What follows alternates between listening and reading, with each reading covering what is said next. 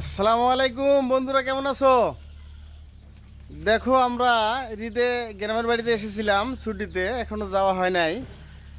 এই দেখো আমাদের বাড়িতে নটকল গাছ, কত কাছে নটকল ধরছে, খাইতে অনেক সুস্বাদ। অনেক খাবেন আপনারা বন্ধুরা।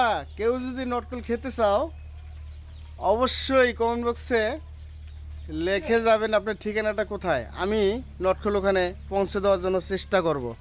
ঠিক আছে ভাইয়া? দেখো অনেক অনেক, এই দেখো কোথায় নটকল, এই যে দেখছো, আমি নটকল এই যে হাত দিয়ে ধরছি, দেখেন এই যে আমি আমার দেখো অনেক সুন্দর।